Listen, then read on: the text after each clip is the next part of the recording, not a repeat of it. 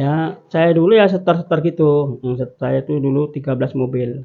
13 mobil. 13 mobil, 1 M lebih. Nah, itu diangsur-angsur. Angsurnya itu 3 juta, ada yang 80, ada yang 30 dan ada yang 3 juta. Nah, itu lama-lama itu ya tinggal sekitar 200 lebih lah, 227 juta ya. Ya sama, setor beras gitu. Ya sama dengan Pak Antimin, Pak Aji sama gitulah. Ya harga kan taruhlah tinggi gitu. Jadi ya ikut dulu. Pertama-tama ya cash terus setor lagi ya terus macet gitu. Dalam perkara ini dengan mengambil langkah hukum karena tidak ada itikat baik daripada ex anggota dewan tersebut, kita mengambil langkah hukum agar dapat kepastian hukum. Kita resmi melaporkan ex anggota dewan tersebut pada bulan Juli di Polda Sumsel. Nah, lebih kurang begitu. Jadi sekarang banyak korban daripada ex anggota dewan tersebut, lebih dari 5 orang yang telah ditipu.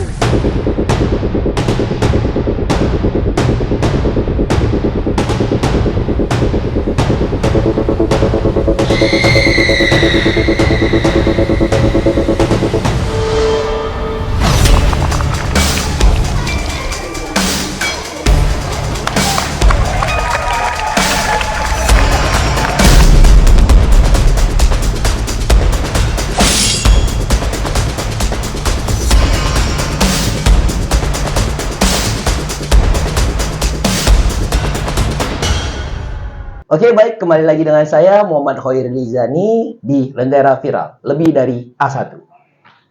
Pada kesempatan kali ini kita akan membahas ini mana bapak-bapak itu sekalian itu korban dari penipuan. Mereka itu juragan beras lah bisa dihitung, ya kan, di daerah Oku Timur, Blitar.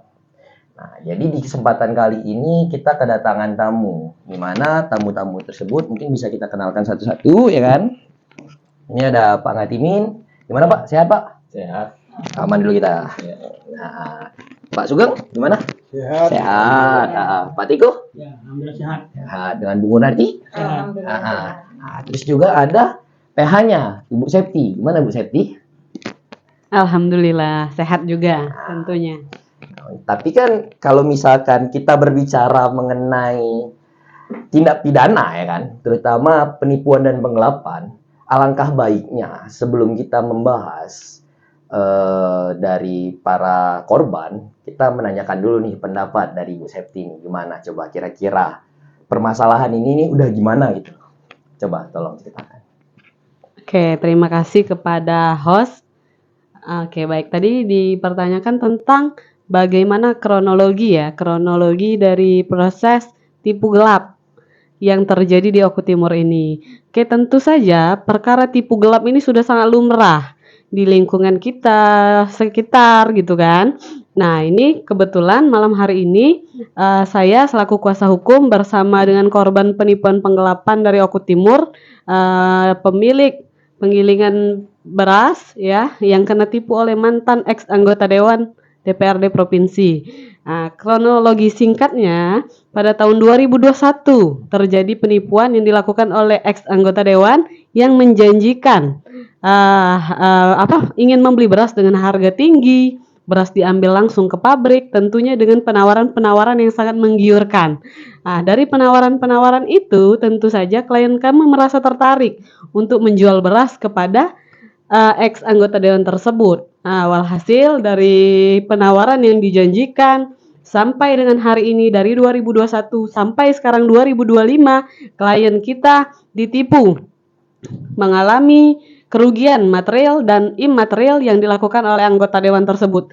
Tentu saja bukan hanya kerugian uang, tetapi juga sangat menguras energi, tenaga, makan tak enak, sakit-sakitan, dikejar-kejar hutang bank akibat dari perbuatan tersebut.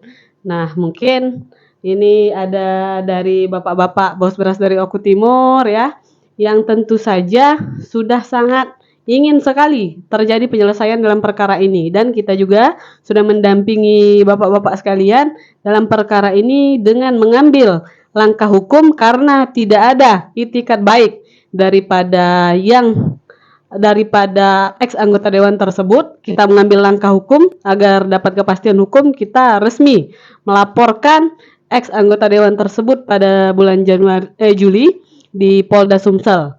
Nah, lebih kurang begitu. Jadi sekarang banyak korban daripada ex anggota dewan tersebut, lebih dari 5 orang yang telah ditipu. Begitu.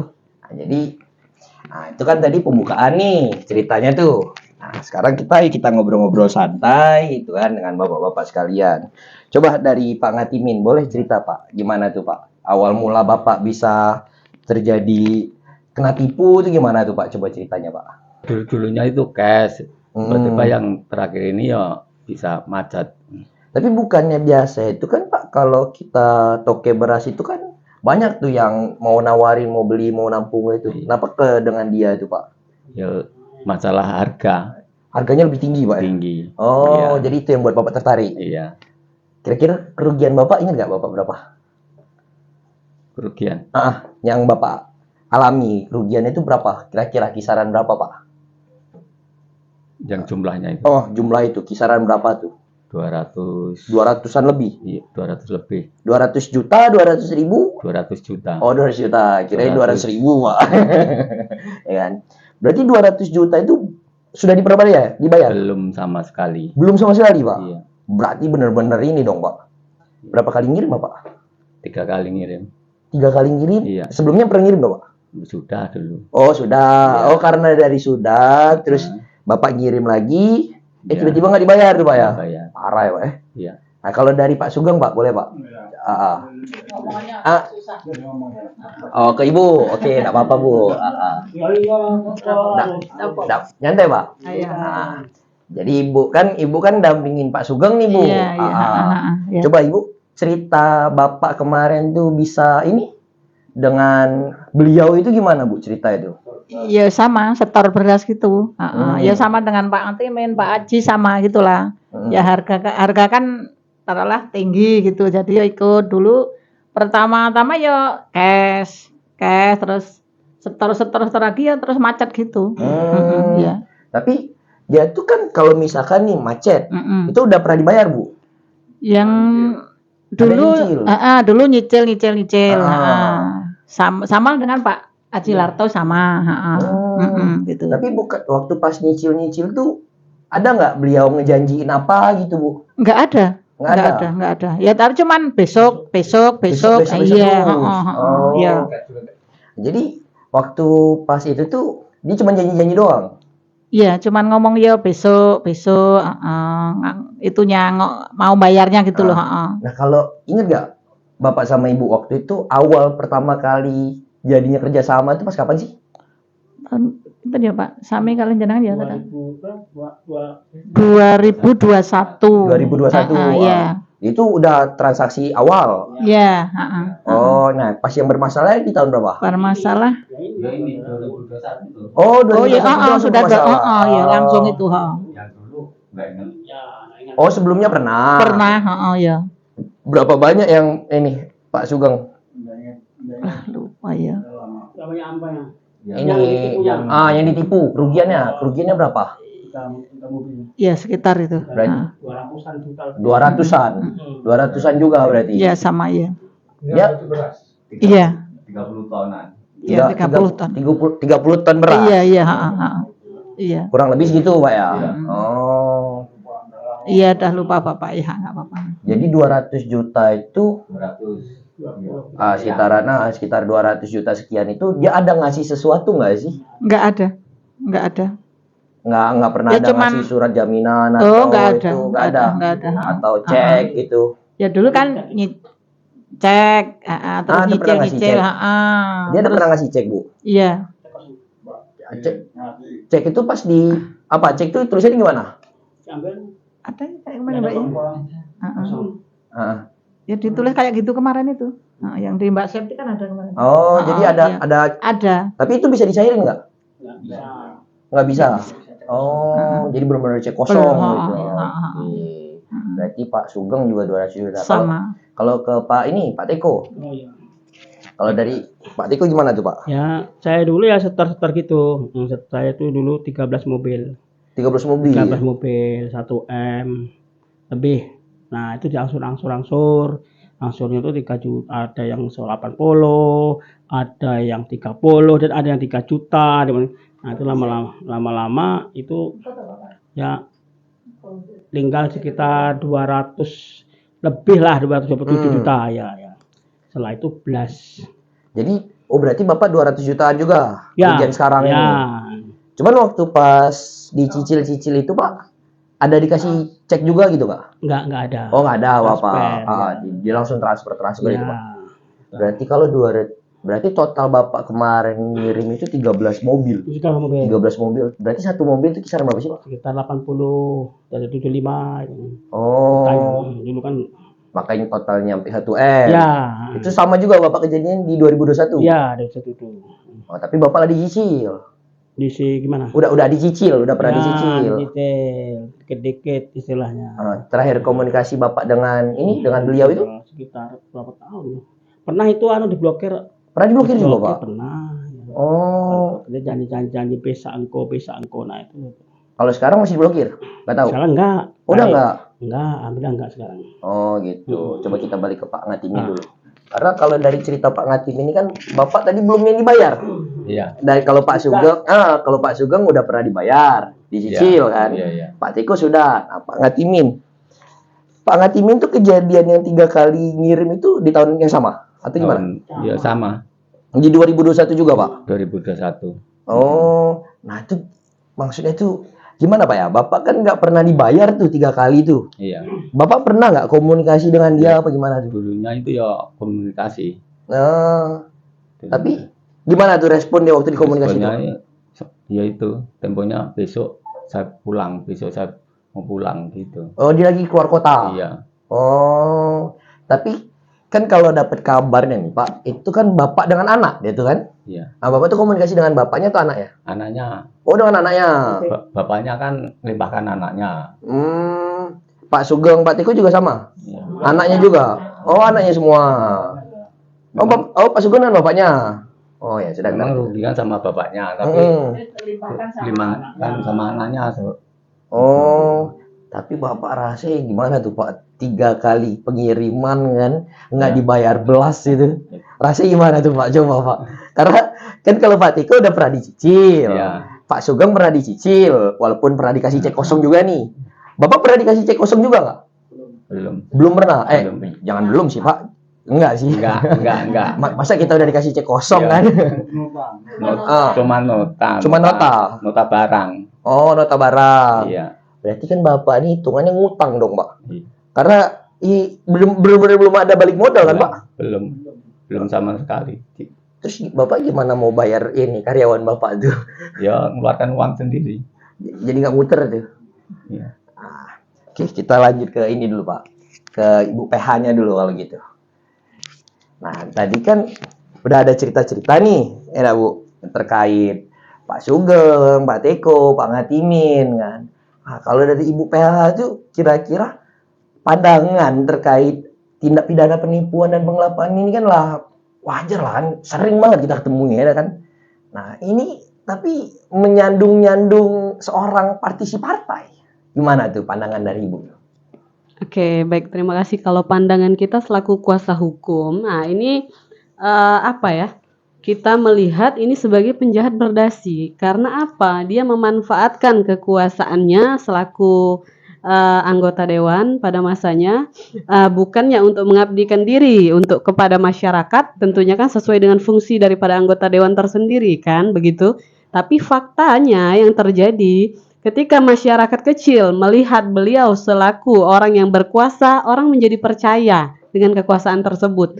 Tetapi beliau menggunakan momentum itu justru untuk menipu rakyat-rakyat kecil, bahkan apa ya, miris sekali, betul begitu. Saya memandang bukannya anggota dewan itu ialah orang yang terhormat, tapi dia melakukan itu justru mencoreng marwah daripada anggota dewan tersendiri. Karena apa? Modusnya menggunakan kekuasaan, lebih parahnya lagi menipu rakyat kecil untuk mengambil keuntungan, dan lebih parahnya lagi banyak yang dikorbankan daripada tindakan daripada anggota dewan tersebut. Intinya kita menilai selaku praktisi, beliau menjalankan misinya atau dengan modusnya menggunakan kekuasaannya, ya lebih kurang ya penjahat berdasi, kita menilai begitu. Nah, kalau terkait cek kosong tadi tuh, coba kan kita sama-sama nggak ngerti nih, karena yang kita tahu itu kan ini ada pidana penipuan dan penggelapan. Nah, terus kalau misalkan dikasih cek kosong tuh, kira-kira tuh terkait ke pasal mana dia? Apakah masih termasuk penipuan kah atau gimana tuh coba? Ya, justru dari tindakan dia memberikan cek kosong itulah kita menilai bahwa perbuatan dia murni melakukan penipuan dan penggelapan dengan cara memberikan cek kosong. Nah, simpelnya begini, dia kan selalu menjanjikan kepada klien kami besok dia menggunakan cek yang membuat klien kami lebih percaya. Nah, disitulah justru saya selaku kuasa hukum ketika saya membuat laporan, yang duluan saya gunakan sebagai alat bukti ialah dengan cek kosongnya. Disitulah saya menjadikan cek kosong tersebut sebagai alat buktinya. Begitu. Nah, kalau bisa tolong dijelaskan nggak nih, biar pemirsa juga pada tahu kan, terkait cek kosong itu apa sih sebenarnya? Nah, ini kan menarik ya. Cek kosong ini ialah cek yang sudah ditulis senilai sejumlah uang yang dijanjikan oleh penipu, ya dia menjanjikan oke, saya mau bayar nih misal 400 juta, dia sampaikan begitu, dia tulis, dicek senilai yang sama, tetapi pada faktanya klien kita langsung menuju ke bank memberikan cek tersebut, walhasil disampaikan oleh pihak bank ceknya belum diisi. Nah, begitulah lebih kurang modus yang dia berikan. Jadi berulang kali dia memberikan cek kosong. Contohnya nih, kepada Pak Sugeng ya Pak ya, 3 kali dia memberikan cek kosong tersebut. Jadi kita menilai disitulah modus dia, selain daripada menggunakan kekuasaan, dia juga meyakinkan korban-korbannya ini dengan memberikan cek seolah-olah wah begitu. Nanti saya bayar pakai cek ya, begitu. Saya bayar pakai cek. Faktanya apa? Ceknya kosong sampai 3 kali. Nah, itulah berarti modusnya. maksud dari cek kosong itu walaupun ditulis nih 400 juta gitu kan, tapi pas mau dicairin ke bank nggak bisa cair. Ya, itu tidak ada artinya cek kosong. saldonya. Ya.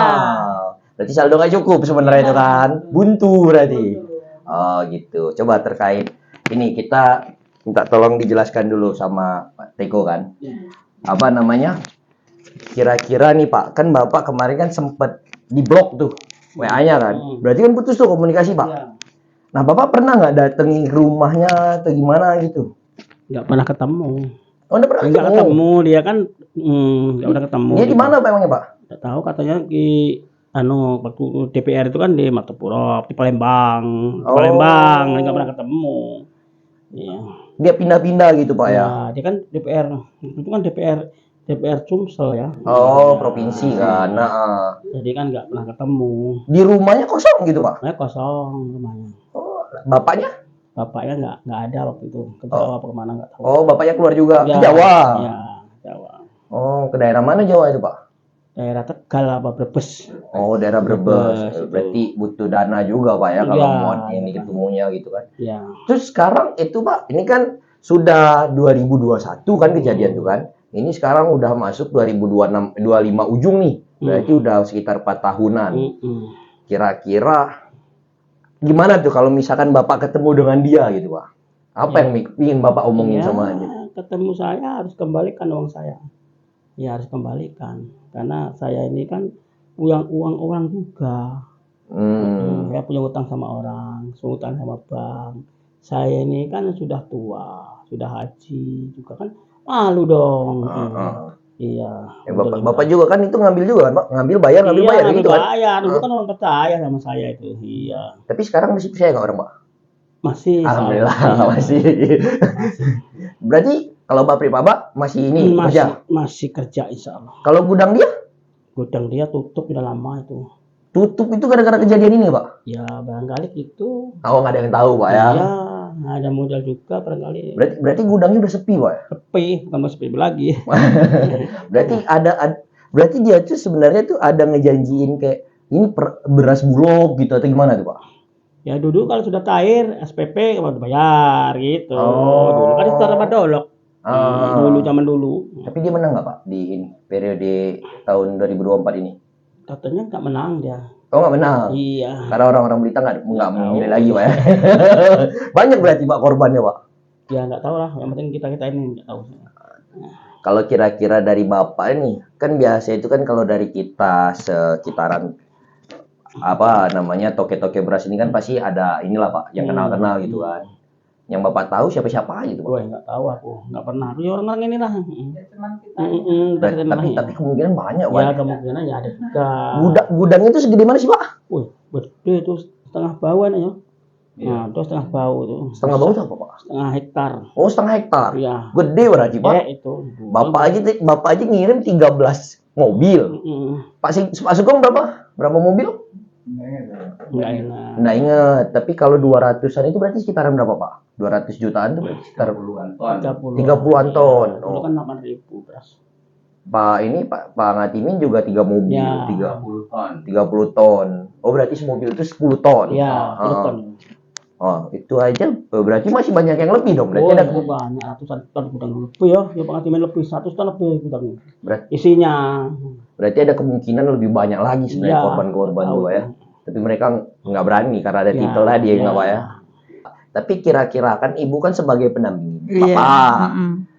Ibu ketika tahu uang Bapak itu nggak balik, gimana tuh Bu? Respon Ibu waktu itu di rumah tuh? Ya sama wae ya gimana ya punya orang juga sih. Kan ada yang nagih di rumah gitu. Tapi kan ya kasihan mau nanya di sana kok belum ada terus kan bingung juga rasanya gitu.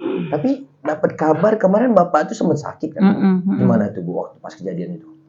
Ya itu denger uang apa ya mau untuk membayar ditagih orang kita mau nagih di sana nggak ada ya bingung ngedrop langsung Bapak shock gitu. Ya Bapak langsung masuk rumah sakit. Iya.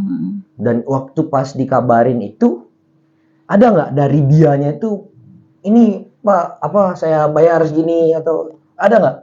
Dulu tuh ya sudah cicil-cicil ya Pak ya, cuman dicicil sudah. Aku ya bilang, tapi dicicil. Maksudnya itu waktu pas Bapak sakitnya itu kan? Itu dicicil. Iya. Dicicilnya banyak apa? Ya sekitar 20. Oh untuk biaya Bapak. Iya gitu. Tapi nggak dilunasi lagi. Belum. Sampai sekarang malah. Ya sampai sekarang. Tapi Ibu pernah lihat nggak Bapak komunikasi lagi dengan dia itu? Ya cuman nyari itu ngebel udah diblokir nggak ada lagi nggak bisa. Nggak ada respon sama Nggak sekali. ada. Oh. Nah jadi kan tadi sudah ini nih Bu apa sudah dijelaskan dari Pak Ngatimin, Pak Sugeng, Pak Tiko itu kan. Kalau kira-kira nih include dari kerugian materinya itu berapa gitu kan. Terus juga dari kerugian imaterial mereka ditagi-tagi terus dan segala macam ya kan. Itu kan terkait kerugian tuh kan. Dan juga apa nih kira-kira upaya hukum yang akan kita lakukan sebagai PH-nya gitu kira-kira tolong dijelaskan. Oke, baik, terkait dengan kerugian lebih kurang yang ditaksir itu hampir menyentuh di angka 1M lebih kurang. Nah, dan untuk upaya hukum kita selaku kuasa hukum tentu saja yang pertama kita sudah melaporkan ke Polda Sumsel. Sekarang sudah terbit lebih kurang 5 laporan dan yang kita inginkan ialah pengembalian uang. Jadi kita lebih ke restoratif atau mediasi yang kita harapkan pengembalian keuangan dan kita bukan mau membuang maksudnya menghukum tapi kita lebih kepada kerugian itu terjadi pengembalian itu saja mungkin. Oke, baiklah itulah tadi teman-teman sekalian ya kan kita podcast dengan bapak-bapak dan ibu yang korban dari penipuan dan penggelapan dari pihak salah satu partisi partai dan salah satu ex anggota dewan di provinsinya. Dan juga tadi kita sudah mendengar pendapat ini mana tragedi penipuan dan penggelapan ini sangat marak di wilayah di sekitaran kita. Jadi terhadap sobat-sobat Lentera Viral, tolong berhati-hatilah karena kejahatan itu ada selalu di mana-mana dan kita harus tetap waspada. Saya Muhammad Hoirul Zani, terima kasih banyak, lebih dari